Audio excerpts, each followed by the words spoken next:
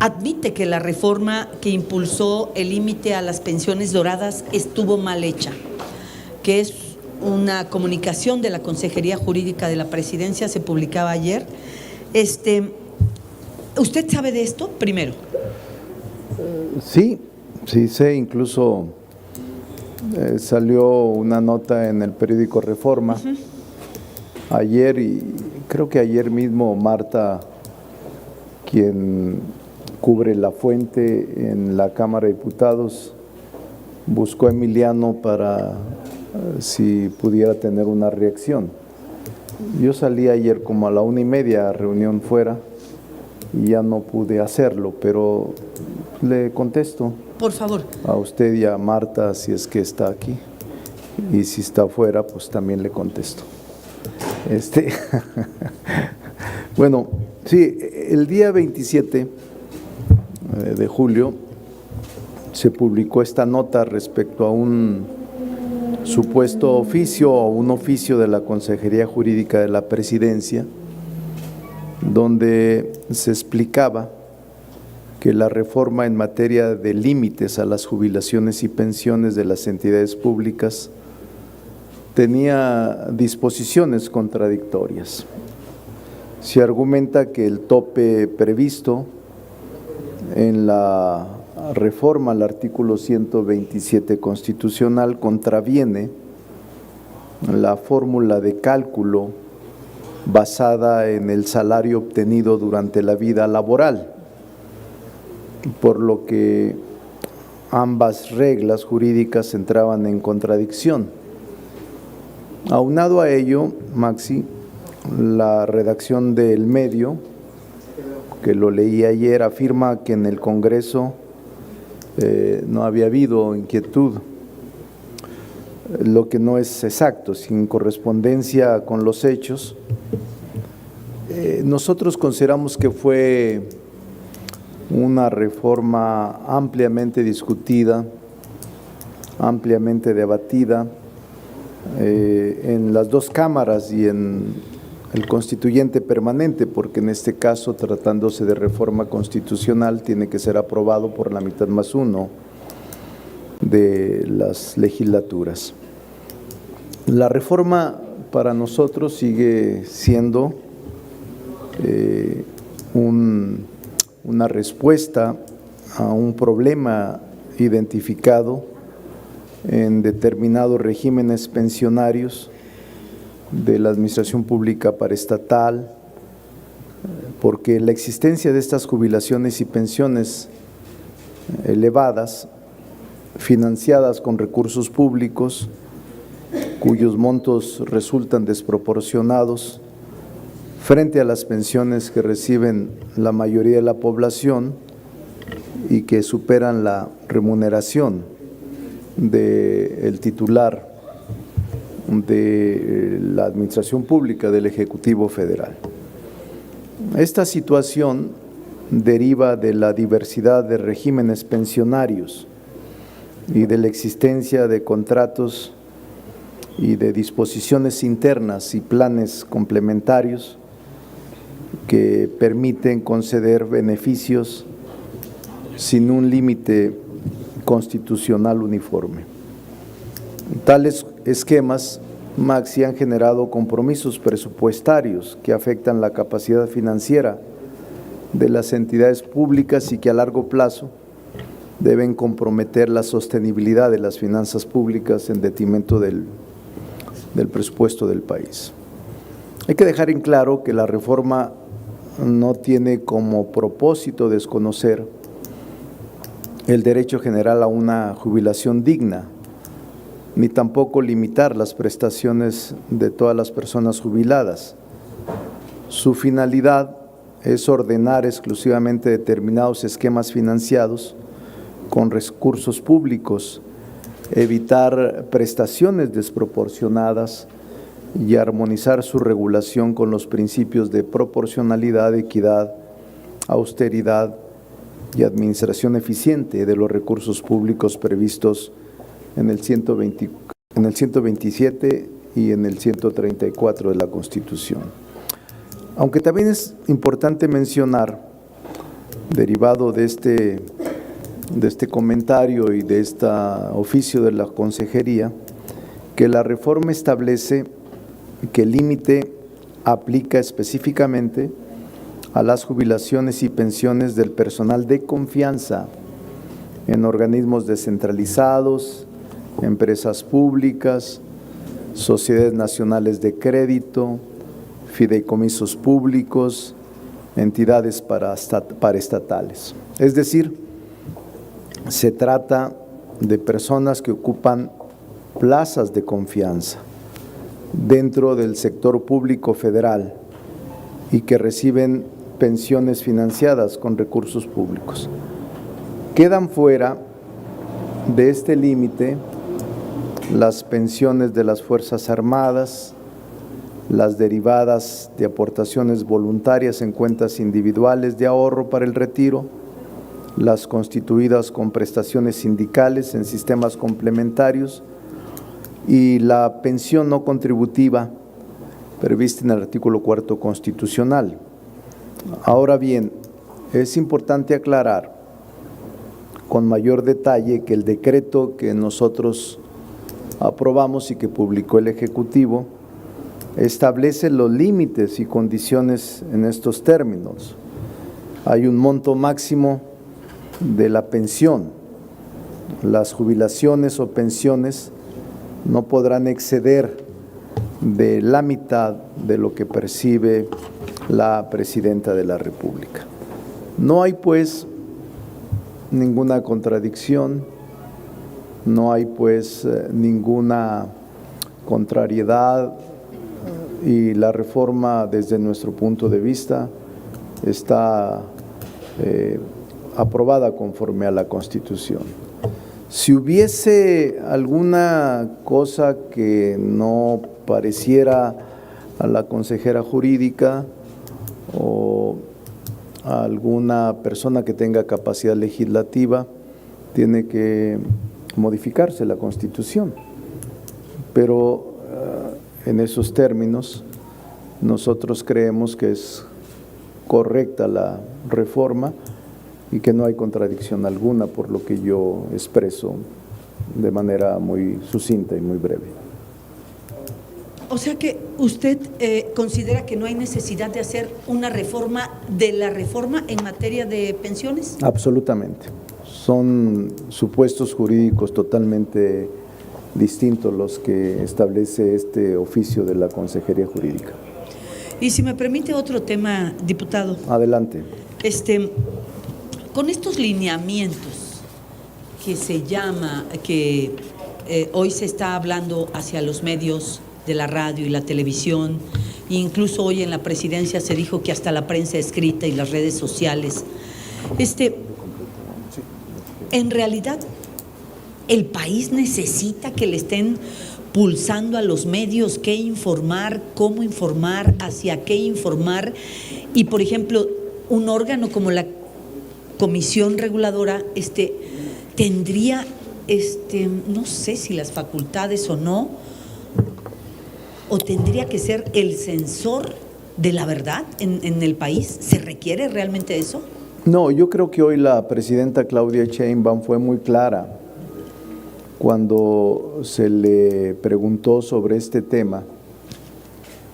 Ella aclaró que los lineamientos que se estaban formulando obedecían a darle congruencia a la ley reglamentaria que el Congreso ya aprobó. Y ella dijo con claridad que no se trataba de ninguna censura. Y yo ¿Pero usted qué con piensa? ella. Yo coincido con ella.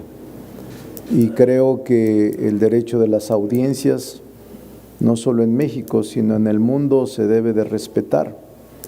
No estoy de acuerdo con la censura de ningún tipo, pero sí estoy de acuerdo en que los lineamientos establezcan el derecho de la audiencia, que no es el derecho del gobierno, sino de los ciudadanos que escuchan o leen información. Voy a leer una parte de lo que hoy la consejera jurídica de la presidencia dice: recibir información veraz y oportuna. Y luego dice: la responsabilidad de los medios, no difundir información falsa. Hablan, por ejemplo, de establecer sanciones a la radio y la televisión. La Comisión Reguladora será el censor, yo insisto, no, de identificar o quién será el censor yo creo que identificar si una información que se difunde es falsa o verdadera, porque igual podemos caer en algo subjetivo, que a lo mejor yo digo, Monreal, el diputado Monreal tiene corazón guerrerense, y usted me dice es falso, yo soy de Zacatecas. Sí, yo creo que en principio es un deber moral y ético que todos los medios de información difundan la verdad, no alteren la verdad. Eso me parece que es ineludible. No se trata de censura. Ahora, ¿cómo se sabrá qué es la verdad? Con pruebas. Si usted me dice Monreal es de Guerrero, yo le diré, no, Max, si usted está equivocada, aquí está mi acta de nacimiento. Esa es la prueba para el cual no digan mentiras. Me parece que es muy lógico y que ya llegó en el mundo el momento de que las audiencias tengan también esta posibilidad. ¿Usted está de acuerdo en que se sancione a los medios? Nunca he estado de acuerdo en que se sancione a los medios. Nunca he estado de acuerdo. Pero obviamente las leyes se tienen que acatar y obedecer. Y surge del Congreso una legislación que ahora está realizándose, los lineamientos que todavía no se concluyen y que estamos a la espera de ellos.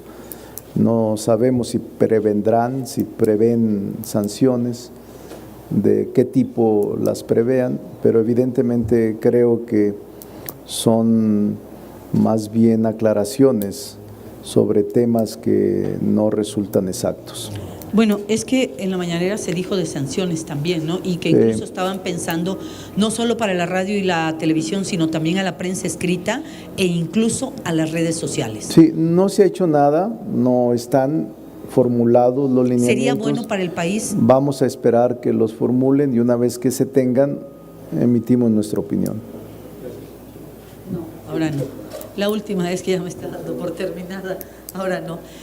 Una última pregunta en este sentido.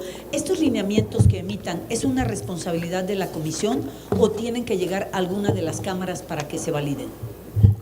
No, los lineamientos son disposición del Ejecutivo. Son como los reglamentos internos de las leyes que nosotros emitimos. El reglamento es una facultad del Ejecutivo. En este caso, los lineamientos son del Ejecutivo porque es el Legislativo el que les atribuye esas facultades. Pero evidentemente no pueden contradecir la ley, no pueden estar en contra de lo que se legisla. Pero vamos a esperar, Marcia. Oiga, y una más, ¿es correcto que el Ejecutivo pueda ser juez y parte? Porque digo, hablan de que no hay que difundir información falsa, pero ¿a los ojos de quién? Sí. Cuando se presentan pruebas siempre piden más pruebas. Quienes son los promoventes es la audiencia, son personas, son ciudadanos, no es el gobierno.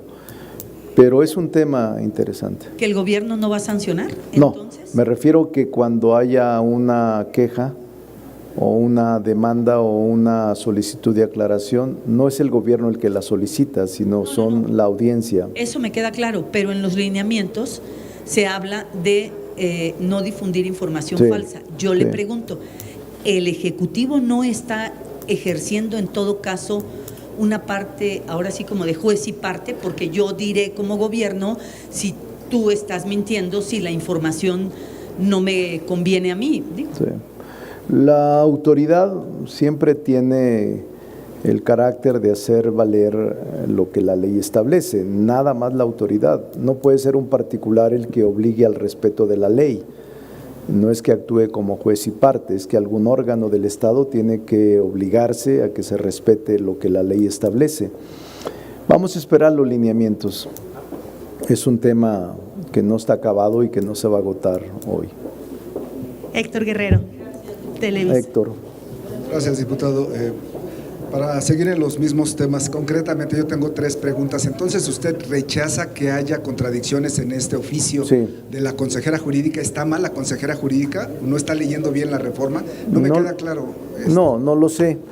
no quiero meterme con la consejera jurídica, no ese es el sentido, pero yo afirmo categóricamente, no existe contradicción alguna en lo que el Congreso aprobó, porque ambas disposiciones a las que me he referido hace un rato cumplen funciones diferentes y operan de manera sucesiva. De esta manera, por ejemplo, si el cálculo para una pensión a partir del salario arroja una cantidad superior al tope previsto por la Constitución política, esta se debe de ajustar al límite constitucional que establece la norma.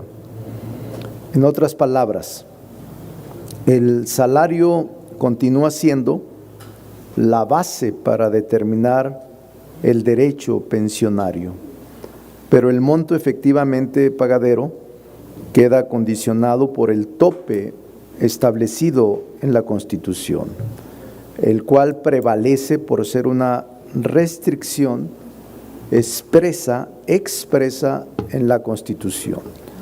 Aunque a ello hay excepciones al límite constitucional impuesto. Por ejemplo, no se tocan las aportaciones voluntarias a cuentas individuales, tampoco las pensiones no contributivas, ni las jubilaciones que derivan de aportaciones sindicales o sistemas complementarios o las pensiones de las Fuerzas Armadas. Esas se exceptúan. Pero para mí, Héctor, concretamente no existe contradicción alguna. Si el Ejecutivo, la consejera, quisiera aclarar, porque ya se está aplicando lo que nosotros aprobamos, pero si no están de acuerdo con la reforma, tienen el derecho de presentar una iniciativa para poder modificar lo que nosotros aprobamos. ¿Y aquí sería atendida esa iniciativa presidencial? No lo sé, puede ser cualquier legislador, o puede ser un Congreso local, o puede ser el Ejecutivo Federal. Ok, la segunda pregunta sobre estos lineamientos, diputado, dice usted que no ve un tufo de censura de parte de la titular del Ejecutivo, sin embargo en los medios se está leyendo como un castigo a los medios de comunicación. Pues no debe de ser así, porque la presidenta ha sido respetuosa, tolerante, prudente, y creo que es de las presidentas más atacadas en la historia de México, de las más atacadas. La embestida mediática contra ella es impresionante, en redes, plataformas, medios. Yo tengo 50 años en la política, 40 y tantos. Antes un presidente era intocado, nadie lo tocaba ni con el pétalo de un editorial. Hoy todos los días la presidenta es sometida a un embate mediático impresionante. Entonces yo no creo que ella esté castigando a nadie. Ella es muy profesional, tolerante y demócrata. Entonces no hay ninguna de esas características con estos lineamientos, porque aún no los conocemos, no se han concluido.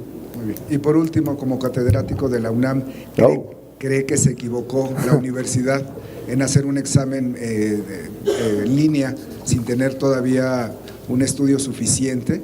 Y bueno, pues los resultados ya están a la vista. Sí, soy maestro de la UNAM desde hace muchos años y me siento triste porque en muchos años es la primera vez que estamos en una situación difícil. Afortunadamente ya las autoridades universitarias, con el rector Lomelí al frente, están respondiendo en tiempo a este problema que se presentó con el examen de admisión.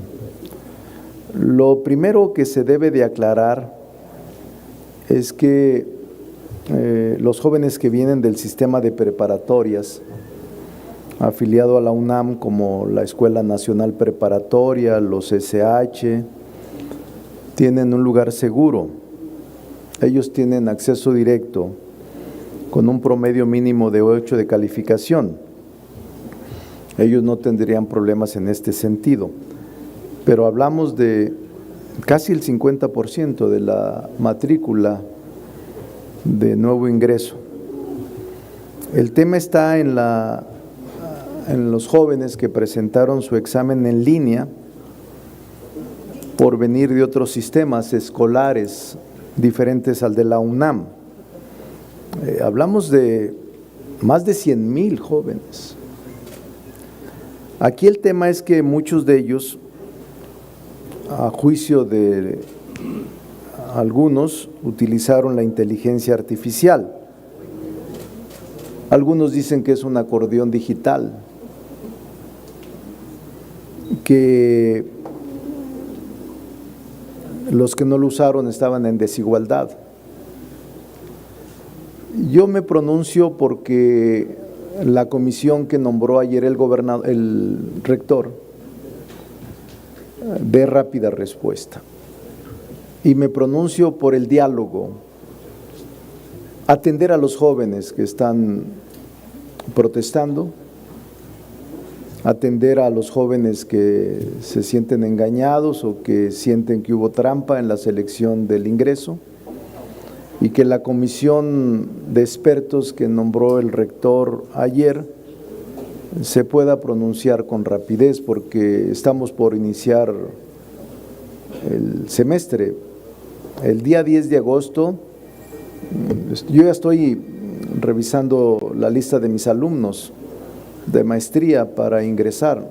El tema no es en el posgrado ni en los años de licenciatura que ya iniciaron, sino en los de nuevo ingreso. Y creo que los jóvenes merecen ser atendidos y una explicación seria. ¿Se equivocó la UNAM? No quiero hablar de equivocaciones. Creo que el rector actuó de buena fe al intentar por vez primera un examen en línea con candados que no resultaron, y que ahora muchos jóvenes sienten que hubo trampa, y eso es lo que hay que totalmente deshacer, evitar, erradicar, y que estén formando una solución, ojalá y rápido, de la comisión de expertos, una solución a los jóvenes que protestan. Pero lo que sí me pronuncio es que haya diálogo y que a los jóvenes se les atienda y se les explique. Confío en que esta comisión que nombró el rector Lomelí, con rapidez, dé la alternativa de solución para que se evite prolongar este diferendo con motivo del examen de admisión. Maru Rojas, Grupo Fórmula. Maru. Doctor, sí me preocupa mucho las pensiones, pero creo que espero salvarme por trabajar en un medio privado. Sí, Maru. A propósito del medio privado, cuando la presidenta dice que las audiencias deben tener garantizada una información veraz, pues eso quiere decir que los medios estamos mintiendo. ¿Por qué antes de la advertencia a la censura, que perdón, coordinador, sí es censura, imagínese que protestan 80 afines a la 4T de lo que piense un líder de opinión, y a los 80 le tengamos que abrir el espacio que de por sí es mínimo y de por sí cada vez nos dejan menos comercializar? ¿Hacia dónde nos encaminamos? Dice la presidenta que el gobierno federal necesita tener medios veraces. ¿Por qué acabamos con Notimex entonces? ¿Por qué no tener una agencia oficial del Estado donde la gente sepa que lo que se emite es la voz oficial del gobierno? Todos los gobiernos tienen una voz oficial, y aquí, de no ser la mañanera, no existe un medio. Se acabó con Notimex y no existe un medio oficial. Hay problemas en Canal 11. El segundo punto, apelando a los medios centenario de su labor política, usted al final de una conferencia nos habló de su preocupación de lo que hoy pasaba con amenazas entre uno y otro político. Insisten, incluso la defensa, con pruebas presentadas en el programa de Ciro Gómez Leiva, que el caso de Ernesto Rufo es de un preso político. esto se está descomponiendo de mano para tapar la inseguridad en estados como el suyo, que habíamos querido preguntarle con días anteriores. Zacatecas, ¿qué pasa? La gente está preocupada. Tengo familiares allá. El que amanezcan colgados hasta empresarios, creo que sí necesitaríamos una postura de quien sabe y tuvo el poder ahí. Y por último, este asunto de la UNAM, usted lo trató ayer citando una obra literaria y poniendo el tema de las cucarachas en la India. ¿Les daría miedo que aquí se repitiera un asunto como el de las cucarachas? Gracias. Bueno, primero le contesto la última. Le voy a contestar las tres. La última, no, yo no estoy preocupado porque, en el caso de la UNAM, porque el rector de la UNAM ha actuado oportunamente y está tomando cartas en el asunto, tratando de atender y resolver la demanda de los exámenes de admisión con la creación de esta comisión de expertos, que yo espero se pueda presentar. La UNAM es autónoma, aquí no le pueden culpar al gobierno ni a ninguna entidad pública, es autónoma y ellos son los únicos que decidieron llevar a cabo este examen por línea. Contrataron una empresa, esa empresa lo aplicó y con el tiempo fueron surgiendo estos reclamos de estudiantes y de personas que se quejaban de que hubo el uso de inteligencia artificial para las respuestas y los aciertos y que no fue una decisión pareja para todos los que presentaron examen en línea. Entonces yo no creo que aquí se presenten otro tipo de circunstancias. Sí conozco el caso de la India, le he dado seguimiento. Siempre me interesa mucho lo que sucede en el mundo y estoy informado. Pero creo que aquí el rector de la UNAM, que goza de plena autonomía, ha estado interviniendo de manera oportuna y confío en él. Como parte docente, como maestro de la UNAM, hago votos porque la UNAM pueda superar esta etapa. Soy maestro, quiero a la UNAM, soy maestro desde hace muchos años, no cobro un solo 5 por dar clases, no tengo sueldo, porque como siempre he sido servidor público, no me corresponde tener salario en la UNAM, a pesar de que son actividades académicas, pero no lo hago por salario, lo hago por gusto y por entregar algo a la UNAM, quien me formó como profesionista y como doctor en Derecho. Esa es la primera. La segunda, yo no creo que haya censura. Perdóneme que le diga, si alguien ha sido atacada en este periodo es la presidenta Claudia Sheinbaum, que ha sido tolerante, muy tolerante, y que todos los días, un día sí y otro día, también injustamente ha sido vilipendiada y ha resistido como jefa de Estado. Y yo no creo que con los lineamientos haya censura, y tampoco creo que haya censura porque diga que la prensa sea veraz. Esa debería ser una estrategia y una actividad ordinaria de todos los medios. Ser veraz, ese es un principio fundamental. No creo que deban de ofenderse nadie porque la presidenta ya ha dicho que pedía que los lineamientos pudieran revisar la veracidad de los medios. No creo que eso sea censura. Para mí, pues, es mi punto de vista, respeto el suyo, pero no estoy de acuerdo. Sobre Zacatecas, yo no gobierno Zacatecas. Voy de vez en cuando y disfruto Zacatecas. Mi tierra es extraordinaria, pero ya no vivo allá, soy vecino aquí de San Rafael, de la colonia San Rafael, y ustedes lo saben, vivo de tiempo completo aquí en la Cámara. Sí, me di cuenta que el jueves o el viernes querían declaración, el viernes tuve que salir a una entrevista, se lo dije a César, y les dije, diles que si quieren vengan aquí, voy a salir en media hora, pero no fueron, y yo me tuve que salir a la 1:30 de la tarde. Pero le voy a responder porque tampoco me gusta rehuir.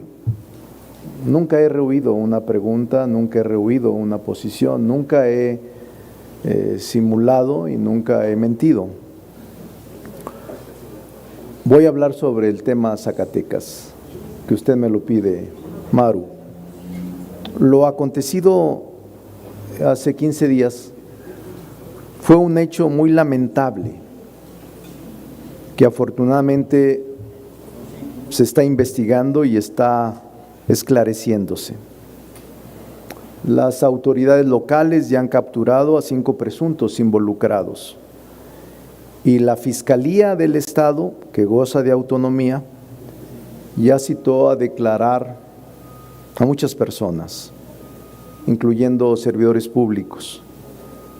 Según he escuchado, las líneas de investigación, seguramente ustedes también lo han hecho, son la extorsión y la colusión. El hecho es lamentable también porque se da en un momento en que Zacatecas venía registrando de manera sostenida una baja significativa de la incidencia delictiva, especialmente las ejecuciones. Por ejemplo, Maru, hace 5 años, en el 2021, cuando empezó a gobernar David, se registraron ese año 1,742 personas ejecutadas. Subrayo y repito, 1,742 personas ejecutadas. Así recibió el gobierno, el gobernador David. Ahora son 50. De ese tamaño es la diferencia. Y lo que ha logrado el gobernador David Monreal, atemperar y disminuir y lograr recuperar la paz y la tranquilidad.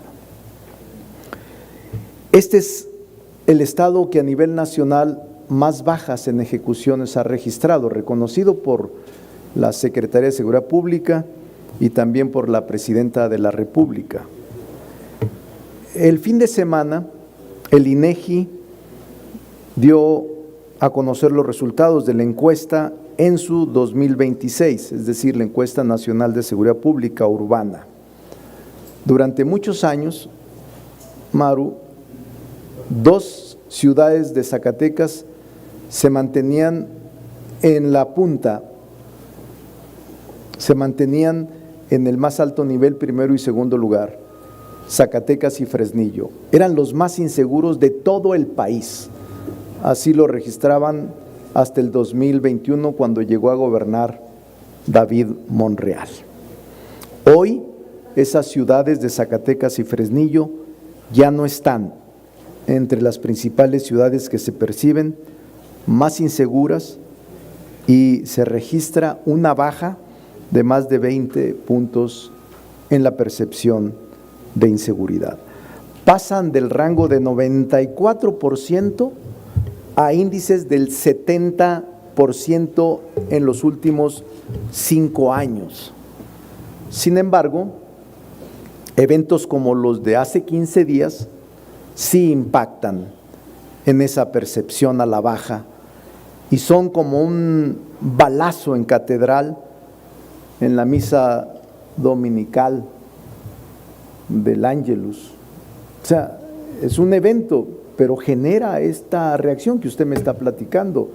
No se toma en cuenta que ha llevado el gobernador David a lograr que el estado de Zacatecas sea de los más seguros del país. De 1,700 ejecuciones, homicidios, a 50 este año. Si no reconocemos eso, pues entonces no habría sentido de seguir hablando. Por cierto, el día siguiente del evento salió un video de un presunto grupo criminal atribuyéndose el hecho, pero está demostrado científicamente que fue alterado, que es un evento que sucedió en el 2021-22 con voces sobrepuestas. Es decir, el video es falso. Pero no solo es falso. Yo me pregunto cómo es que le damos crédito a las bandas de criminales y generamos la apología del delito. Es gravísimo para todos los que lo reprodujeron, sabiendo que era falso y sobrepuesto, alterado, y todavía le siguen insistiendo en lo mismo. La propia presidenta ayer en su conferencia matutina dijo o parafraseó que era manipulado con voces e imágenes sobrepuestas. Nadie quiere que en Zacatecas se regrese a los números que el PRI le dejó a David Monreal, porque el PRI era el que gobernaba hace 6 y hace 12 años. Nadie quiere. Afortunadamente se está avanzando en las investigaciones y la respuesta del respaldo de la Federación, de la presidenta Claudia Sheinbaum, ha sido oportuna y decisiva, y en estos momentos hay fuerzas especiales de elementos federales que se suman a que Zacatecas se mantenga como un lugar seguro. Yo mismo antes no iba, cuando gobernó el PRI los 12 años, casi no iba, salvo en diciembre. Hoy voy seguido, no tengo seguridad, viajo en mi propio vehículo, no tengo ninguna especial vigilancia y me siento muy seguro en Zacatecas. Lamento lo que pasó. Nadie puede sentirse tranquilo con este tipo de hechos, pero estoy seguro que se van a aclarar y Zacatecas va a seguir atendiendo los problemas de inseguridad. En la empresa en la que trabajo, ¿cómo? como en todas las que trabajan mis compañeros, tenemos ya el código de ética que por lo que vemos innecesario estos lineamientos. Mi tarea es dar voz a su postura y por supuesto que vimos el video y al menos en Grupo Fórmula nunca se transmitió ese video para no hacer apología del delito. Hizo bien. Entonces, le damos voz a los actores que tienen relación con el tema. Sí, está bien. La presidenta dijo que era falso, como también dijo que eran falsos otros videos, por ejemplo, que relacionan a su Sí, hija. incluso le voy a mandar un estudio técnico que se demostró que era falso con metodología científica. Entonces, a lo que voy es, no es una cortina de humo para tapar casos como el de Rufo Appel, que insisten en que es un preso me faltó político. darle respuesta a Y lo de usted Rufo no ha Appel. reforzado, dice no usa seguridad.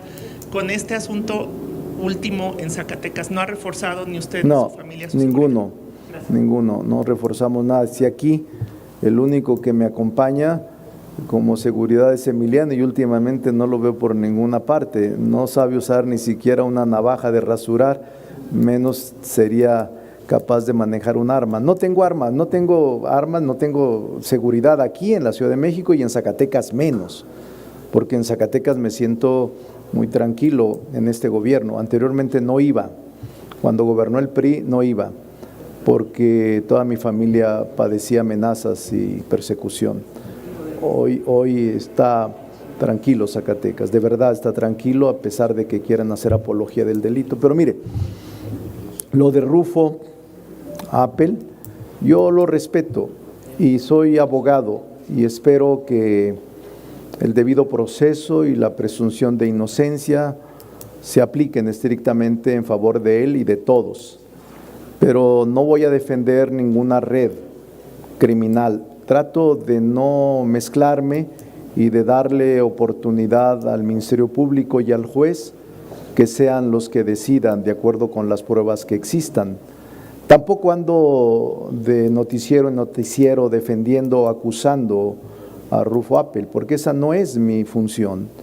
La función es del juez que pruebe, el Ministerio Público que presente las pruebas y el juez que las valore y que puedan sancionar. Pero ahora leí que la Fiscalía mandó un comunicado ayer que hay 94 pruebas que lo inculpan. Yo no soy juez y será quien determine y dicte. A mí me gustaría que sus abogados litigaran en los tribunales, no en los medios. Eso sería lo más conveniente. Y no me pronuncio por una condena porque no soy, repito, juez. No sé si sea o no culpable. No es mi deber ni es mi obligación culpabilizar o culpar o sancionar a quien cometió delitos.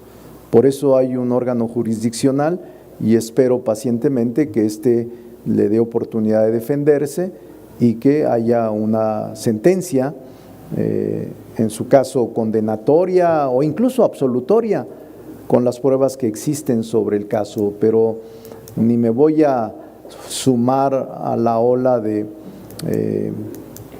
condenas, pero tampoco me voy a convertir ni afiliarme a una red de defensa de criminales. No es mi función, no es mi función, de presuntos criminales, pero en todo caso se va a saber, hay que tener paciencia y que el juicio vaya desahogando las pruebas y que la defensa vaya aportando sus elementos para poder deslindar a su cliente o a sus clientes que están procesados.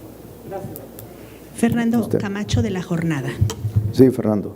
Coordinador, buenas tardes. Yo le quiero hacer 3 preguntas. Una tiene que ver con esta propuesta del consejero electoral Uquibe Espadas, de que haya 2 boletas diferenciadas para elegir a los diputados, uno para los de mayoría relativa y otro para los plurinominales. Le quisiera preguntar qué opinión tiene con respecto a esta propuesta.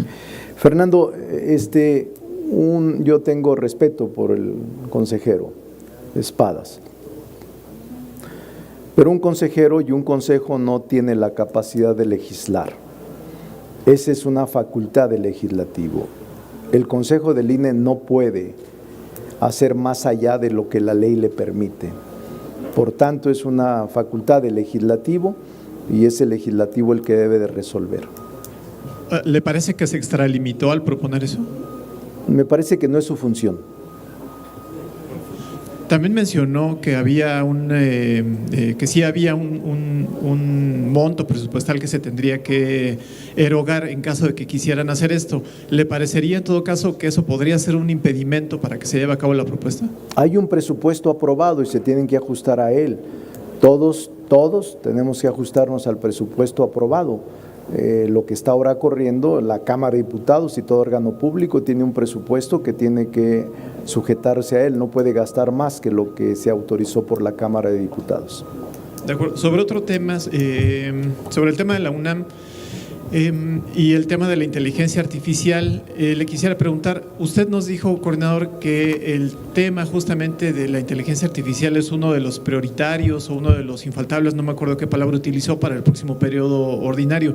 ¿Ya hay alguna iniciativa para abordar ese tema? ¿Nos puede recordar eso? Hay varias iniciativas, Fernando. Yo presenté una hace más de un año, incluso tengo un libro que escribí hace más de un año.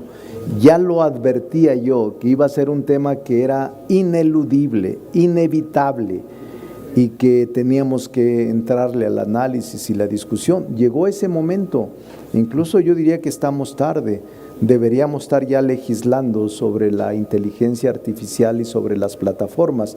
Hemos hecho reformas tibias, por ejemplo, que el usuario decida cuándo concluir su contrato con las plataformas, que antes eran interminables los contratos leoninos, eso ya no existe.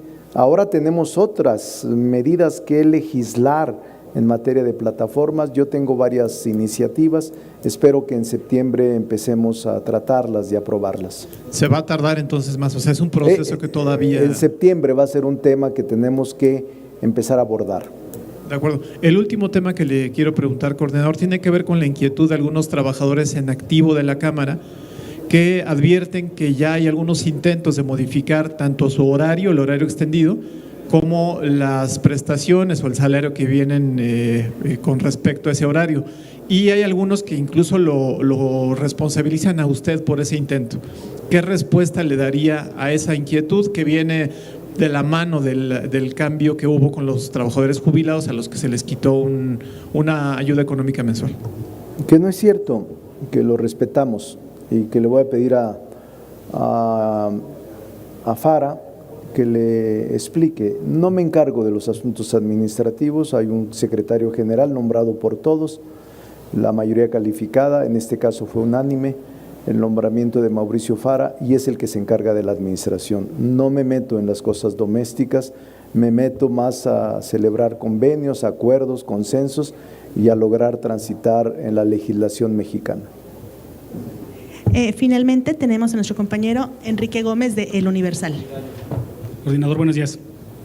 Oiga, quisiera preguntarle, la semana pasada usted nos decía que le preocupaba que haya una baja de simpatías por este mote de narcogobierno que se le ha puesto al régimen. Y bueno, ayer la presidenta Claudia Sheinbaum le preguntaban lo mismo y ella decía o refutaba esta opinión. Dice, es bueno que haya opiniones, pero que lo importante son las encuestas. Y al respecto quisiera preguntarle si se mantiene en su señalamiento. No, yo creo que yo tengo mi opinión, pero respeto mucho a la presidenta Claudia Sheinbaum. Ella tiene más información que yo.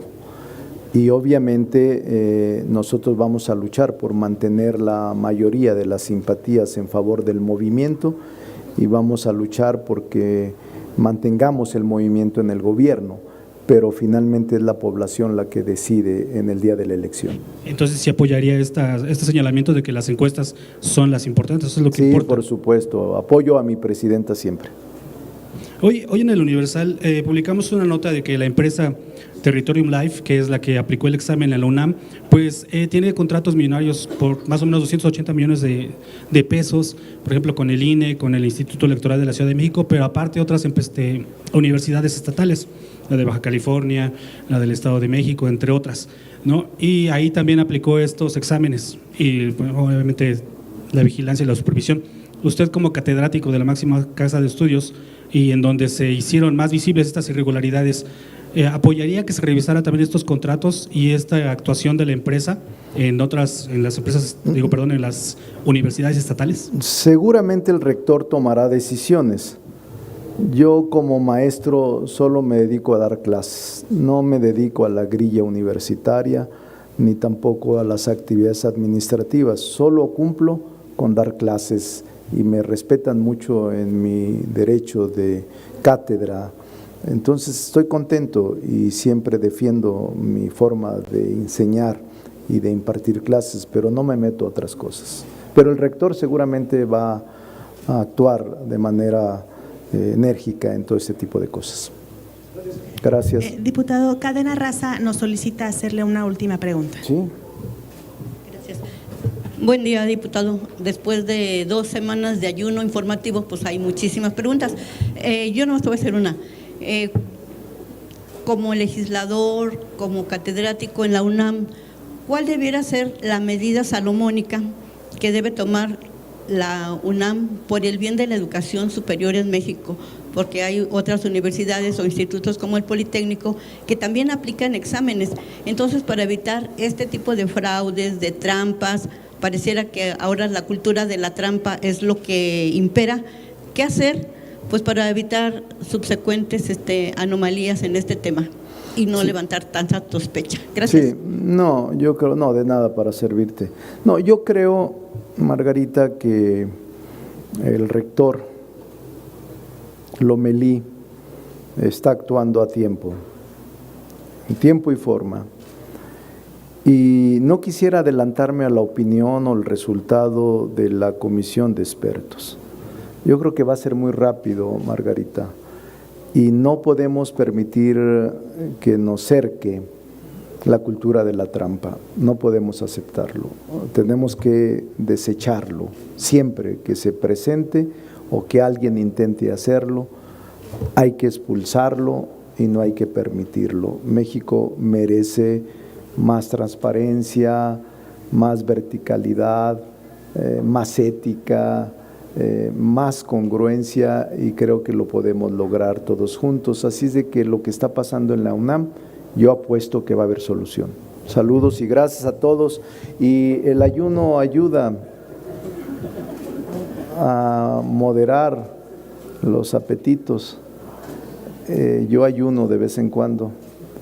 Y no fueron 15 días, yo estuve todos los días aquí, de verdad estuve todos los días. Algunos, incluso ayer o antier me entrevistó El Sol, no sé qué día, el viernes, y estuve aquí en la oficina, nunca dejé de, el día que vayan ustedes a mi oficina los voy a atender, nunca me niego a dar la cara, siempre doy la cara y siempre lo haré. Gracias. Bueno, jóvenes, nos vemos más tarde.